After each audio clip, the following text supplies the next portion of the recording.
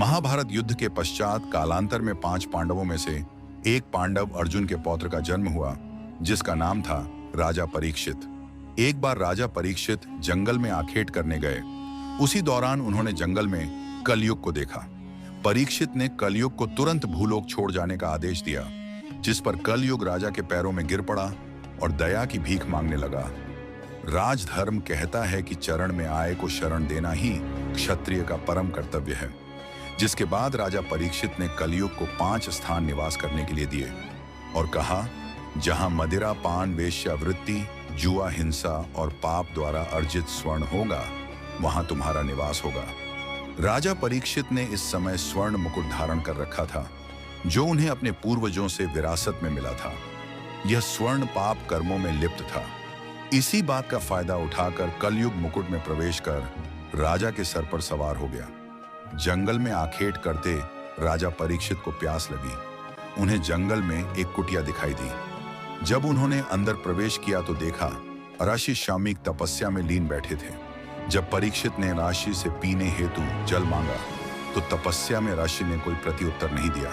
जिसके बाद कलयुग के प्रभाव से क्रोध में आकर राजा परीक्षित ने ऋषि के गले में मृत सर्प डाल दिया और अपने महल लौट आए। उन्होंने जैसे ही आराम करने के लिए अपना मुकुट उतारा, उन्हें झांत हुआ। उनके हाथों से बहुत बड़ा अनर्थ हो गया है। राजा तुरंत घोड़े पर सवार हुए और अर्षि शम्मीक की कुटिया के समीप आ पहुंचे।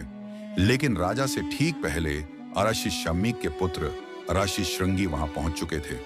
जब अनभिज्ञ ऋषि पुत्र श्रृंगी ने देखा कि मेरे पिता के गले में कोई मृत सर्प डालकर चला गया, तो क्रोधित ऋषि पुत्र श्रृंगी ने यह श्राप दे डाला कि जिसकी किसी ने भी यह कुकृत्य किया है, उसे आज से ठीक 7वें दिन तक्ष शक नाग 10 करोड़ मृत्युलोक पहुंचा देगा। दूर खड़े राजा परीक्षित ने यह सब सुन लिया, जिसके बाद राजा परीक्षित काफी दुखी हुए, क्योंकि कहा जाता है जब किसी की मृत्यु सर्प काटने से होती है, उसकी कभी मुक्ति नहीं होती। इसके समाधान के लिए राज्य के पुरोहितों ने 7 दिनों में श्रीमद् भगवद गीता का पाठ कर राजा परीक्षित को सुनाया। जिसके बाद राजा के सप्ततल प्रासाद महल की सुरक्षा इतनी कड़ी कर दी गई कि कोई परिंदा भी पर ना मार सके। लेकिन फिर भी ठीक 7वें दिन तक्षक नाग किसी महल में प्रवेश कर गया और राजा परीक्षित को डस लिया। जब राजा परीक्षित के पुत्र जन्मेजय को यह झांत हुआ कि उसके पिता की मृत्यु तक्षक के डसने से हुई है, तब जन्मेजय के मन में प्रतिशोध की भावना भभक उठी और जन्मेजय ने सांपों का अस्तित्व मिटाने की प्रतिज्ञा ली और सर्प दमन यज्ञ प्रारंभ कर डाला, जिसके कारण भूलोक के समस्त सर्प यज्ञ की अग्नि में आकर भस्मीभूत होने लगे। जिसके बाद नागों ने जाकर माता मनसा देवी से रक्षा की गुहार लगाई। तब माता ने अपने पुत्र आस्तिक को यज्ञ रुकवाने के लिए भेजा। अग्नि में सर्पों की आहुति दी जा रही थी। तब माता मनसा देवी के पुत्र आस्तिक के सत प्रयत्नों से नागों के प्राणों की रक्षा की गई। समय बीता गया और एक दिन जन्मेजय की भी प्राकृतिक कारणों से मृत्यु हो गई। लेकिन जब जन्मेजय की मृत्यु हुई, तब बदला लेने के लिए नागों ने जन्मेजय की आत्मा को पाताल लोक में बंदी बना लिया। युग बदलते गए और फिर प्रारंभ हुआ कल युग। इस काल के युग में एक बालक का जन्म हुआ। जब ज्योतिष ने ग्रह नक्षत्रों का आकलन किया तो ज्योतिष भयभीत हो गया और कहा कि इस बालक का जन्म घोर अशुभ नक्षत्रों में हुआ है। ज्योतिष ने बालक के माता पिता को उसे समुद्र में फेंकने के लिए बाध्य किया। ज्योतिष के दबाव में आकर बालक के माता पिता को न चाहते हुए भी ऐसा करना पड़ा। जब बालक को समुद्र में फेंका गया तो समुद्र में मौजूद एक विशालकाय मछली ने उसे निगल लिया और बालक कई वर्षों तक मछली के पेट के अंदर ही रहा। जिसके बाद मछली तैरते हुए एक समुद्र तट पर पहुंची और इसी तट पर भगवान शिव माता पार्वती को योग के रहस्य बता रहे थे। योग रहस्य उस बालक के कानों में भी सुनाई पड़े और उस बालक ने मछली के पेट के अंदर ही योग साधना का अभ्यास प्रारंभ कर दिया। 12 वर्षों की कठिन साधना के बाद एक दिन उस मछली को एक मछुआरे ने पकड़ लिया और जब उस मछुआरे ने मछली को काटा तो उसे मछली के अंदर एक जीवित बालक मिला। अचरज से भरे मछुआरे ने उस बालक को अपने साथ रख लिया। समय के साथ बालक बड़ा हो रहा था और एक दिन मछुआरे ने उस बालक को मछली पकड़ने के लिए भेजा। जैसे ही बालक ने मछलियां पकड़ी तो देखा बाहर निकालते ही मछलियां तड़पने लगी। करुणामय बालक ने सभी मछलियों को वापस जल में छोड़ दिया और खाली हाथ वापस लौट आया। जब मछुआरे को इस बात का पता चला तो उसने बालक को बुरा भला कहा। जब मछुआरे ने बालक को बुरा भला कहा तो वह बालक उस स्थान को छोड़ अज्ञातवास की ओर निकल पड़ा। अपने भरण पोषण के लिए भिक्षा मांगने लगा और अपना संपूर्ण जीवन साधना में लगा दिया। समय बीतता गया और समय के साथ साथ वह बालक एक प्रबुद्ध सिद्ध के रूप में उभरा। कुछ लोग उन्हें भगवान शिव का भक्त, तो कुछ लोग उन्हें भगवान शिव का अंश भी मानते हैं। इतने लंबे समय तक मछली के पेट में पलने के कारण इन्हें गुरु मत्स्येंद्रनाथ के नाम से जाना जाने लगा। उन्हें मछलियों का भगवान भी कहा जाता है। इत्तेफाक कहे या कुछ और, ऐसी ही घटना का वर्णन अंध तिब्बती प्रस्तुतिकरण में भी मिलता है।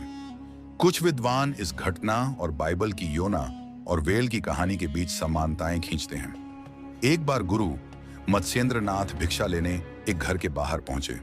गुरु मत्स्येंद्रनाथ ने आवाज लगाई, भिक्षा मधी। तभी एक महिला खाली हाथ ही घर के बाहर आई और कहा, भोजन नहीं है। तब मत्स्येंद्रनाथ ने कहा, कुछ बासी या बच्चों द्वारा छोड़ा गया भोजन ही दे दीजिए। तब उस महिला की आंखों से अश्रुधारा बहने लगी, क्योंकि वह महिला बांझ थी।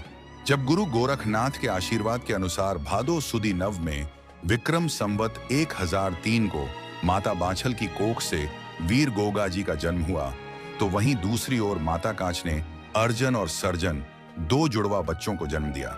शुभ मुहूर्त में जन्म होने के कारण गोगा जी का भव्य जन्मोत्सव रखा गया, तो वहीं अशुभ मुहूर्त में जन्मे जुड़वा भाइयों की कोई खुशियां नहीं मनाई गई। यह देख माता कांच के मन में गोगा जी के प्रति द्वेष उत्पन्न हुआ और कांच ने सोचा, इसके जन्म लेते ही इसे मेरे बेटों से श्रेष्ठ माना जा रहा है। कल जब यह बालक बड़ा होगा तो मेरे बच्चों के हिस्से का राजपाट भी इसे ही दे दिया जाएगा। कांच किसी भी तरह गोगा जी को रास्ते से हटाने के लिए योजना बनाने लगी, तो वही माता बांछल को कांच के मंसूबे भली भांति झात थे। माता बांछल और पिता जेवर सिंह गोगा जी को लेकर गुरु गोरखनाथ के पास आ पहुंचे। जब गुरु गोरखनाथ ने माता से आने का कारण पूछा तो माता ने गुरु गोरखनाथ से कहा, आप तो सर्वज्ञाता हैं, मेरे पुत्र को मेरी बहन कांच से 17 है, अतः जब तक गोगा युवा नहीं हो जाता तब तक आप इसे अपने साथ रख इसे शिक्षा प्रदान करें। गुरु गोरखनाथ ने बालक गोगा जी चौहान को गोद में लिया और अपनी प्रचंड योग शक्तियों से गोगा जी को और भी अधिक शक्तिशाली बना दिया। गुरु ने गोगा जी को माता बांछल को लौटा हुए कहा कि आप निश्चिंत रहे, माता गोगा को रक्षा की आवश्यकता नहीं, और जब गोगा 12 वर्षों का हो जाएगा तब मैं इसे ले जाऊंगा और इसे योग विद्या में निपुण करूंगा। जिसके बाद गुरु चरणों में प्रणाम कर आज्ञा अनुसार जेवर सिंह और माता बांछल गोगा जी को लेकर महल में लौट आए। थोड़ा समय बीतने के बाद कांच ने अपनी ननद छबीली के साथ मिलकर गोगा जी को मारने का षड्यंत्र रचा और छबीली ने दूध में मिलाकर गोगा जी को विष दे दिया। छबीली ने जैसे ही विषैला दूध गोगा जी को पिलाया तो देखा गोगा जी कड़वा विष युक्त दूध बड़े आनंद के साथ पी गए। यह देख छबीली के पैरों तले जमीन खिसक गई और आंखें फटी की फटी रह गईं। तब गोगा जी ने छबीली से कहा कि यह तो बहुत ही स्वादिष्ट है, कृपया थोड़ा और पिलाइस। छबीली ने देखा इतना छोटा बालक बोल कैसे रहा है, तो डर के मारे छबीली वहां से भागती हुई कांच के पास आ पहुंची और सारी बात कांच को कह सुनाई। कांच को उसकी बातों पर विश्वास नहीं हुआ। इसे मात्र एक भ्रम समझ कांच ने अपने षड्यंत्र का सिलसिला जारी रखा, लेकिन लाख कोशिशें करने के बाद भी कांच गोगा जी महाराज को एक खरोंच तक पहुंचाने में नाकामयाब रही। अब गोगा जी के साथ साथ कांच के पुत्र भी थोड़े बड़े हो चुके थे। जहां एक तरफ गुरु गोरखनाथ की भविष्यवाणी से चिंतित माता बांछल गोगा जी को शिक्षा देती कि अर्जन और सर्जन तुम्हारे ही भाई हैं, तो वहीं दूसरी ओर कांच अपने पुत्रों के में गोगा जी के प्रति द्वेष उत्पन्न करने लगी। कांच ने अपने पुत्रों से कहा, तुम 2 हो और वह अकेला, फिर भी तुम उससे मार खाकर आते हो। अगर वह जीवित रहा तो तुम्हें कभी ददरेवा की राजगद्दी देना तो दूर उसके आसपास फटकने तक नहीं देगा। अतः तुम्हें गोगा को बल से नहीं अपितु छल से मारना होगा। जिसके बाद अर्जन और सर्जन ने योजना बनाई और गोगा जी को खेलने के बहाने अपने साथ ले गए और ददरेवा में बने एक गहरे तालाब के पास ले जाकर गोगा जी को पीछे से धक्का दे दिया। गोगा जी तालाब की गहराइयों में आ पहुंचे और इसी तालाब के तल पर नागराज तक्षक तपस्या में लीन बैठा था। यह देख गोगा जी के मन में प्रश्न उत्पन्न हुआ और उन्होंने तक्षक की तपस्या भंग करते हुए उससे पूछ ही लिया कि आप यहाँ क्या कर रहे हैं। तपस्या में आए विघ्न के कारण तक्षक को गोगा जी पर अत्यधिक क्रोध आया और तक्षक नाग गोगा जी को क्षति पहुंचाने की मनसा से आगे बढ़ने लगा। तभी गुरु गोरखनाथ वहां प्रकट हुए और तक्षक को रोका। तक्षक ने गुरु गोरखनाथ से पूछा कि कौन है यह मायावी बालक जिसने मेरी तपस्या में विघ्न उत्पन्न किया और आप इसकी रक्षा करने क्यों आए हैं। तब गुरु गोरखनाथ ने कहा, शायद तुमने इसे पहचाना नहीं। मैं यहां इसकी रक्षा करने नहीं, अपितु तुम्हारे प्राणों की रक्षा हेतु आया हूं। यह वही बालक है जिसे तुम गर्भ में ही खत्म कर देना चाहते थे। तक्षक को गोगा जी की असीमित शक्तियों का भली भांति आभास था। ना चाहते हुए भी नागराज तक्षक ने गोगा जी से क्षमा मांगी और गोगा जी भी उसकी तपस्या में आए। विघ्न के लिए खेद प्रकट कर पुनः भूलोक पर लौट आए।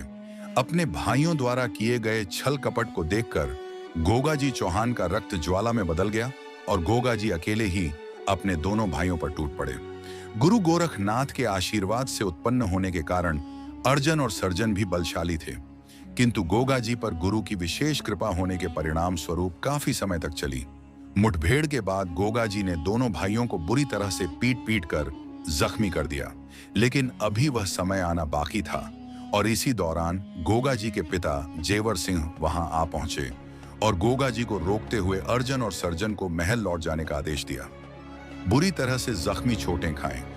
दोनों भाई अपनी माता कांच के पास पहुंचे और रोते हुए सारा वृतांत माता को कह सुनाया। इसके बाद माता कांच घेवर सिंह के पास पहुंची और अपनी चिंता व्यक्त करते हुए उन्हें अमरपाल सिंह चौहान से राज्य के बंटवारे की मांग करने को कहा, जिसके बाद ना चाहते हुए भी घेवर सिंह मजबूरन पिता अमरपाल सिंह के समक्ष उपस्थित हुए और अमरपाल सिंह से आधा राज्य उनके पुत्रों को देने की मांग की। चौहान राजवंश में आज से पहले कभी इस प्रकार का बंटवारा नहीं हुआ था, किंतु भविष्य में होने वाली आशंकाओं को देखकर अमरपाल सिंह चौहान बंटवारे के लिए मान गए, लेकिन इसके बदले उन्होंने एक शर्त रखी कि बंटवारा केवल राज्य के शासन का होगा, किंतु अरना सभी को ददरेवा के महलों में ही पड़ेगा। जिसके बाद घेवर सिंह को बंटवारे में सांभर का क्षेत्र सौंप दिया गया और अब गोगा जी का महल से बाहर जाना लगभग प्रतिबंधित कर दिया गया। गोगा जी अपना अधिकतर समय अस्तबल में अपने नीले से बातें करने में गुजार देते।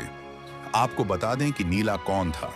जब गुरु गोरखनाथ ने माता बांछल को पुत्र प्राप्ति के लिए गगल दिया तो दयालु माता बांछल ने उसका कुछ हिस्सा अपनी घोड़ी को खिला दिया, क्योंकि वह घोड़ी भी निसंतान थी। गगल के अंश से उत्पन्न होने के कारण गोगा जी का नीला घोड़ा भी असीम शक्तियों से परिपूर्ण था। इसका अंदाजा आप इस बात से लगा सकते हैं कि बाल्यावस्था में गोगा जी खेल खेल में नीले पर सवार होकर स्वर्ग लोक के इंद्रासन पर जा बैठे थे और गोगा जी से अनजान देवराज इंद्र ने उन पर कई अस्त्र शस्त्रों से प्रहार किया, किंतु गोगा जी का एक बाल भी बांका नहीं हुआ। तभी गुरु गोरखनाथ वहां प्रकट हुए और दोनों को रोकते हुए एक दूसरे से परिचित करवाया, जिसके बाद गुरु की आज्ञा का पालन करते हुए गोगा जी पुनः महलों में लौट आए। इसी दौरान गोगा जी अब 12 वर्षों के हो चुके थे और गुरु गोरखनाथ माता छल और जेवर सिंह को दिए वचन अनुसार गोगा जी को योग सिद्धियों में परिपूर्ण करने के लिए अपने साथ ले गए। कई वर्षों की कठिन साधना के बाद गुरु से शिक्षा प्राप्त कर गोगा जी पुनः ददरेवा के महलों में लौट आए।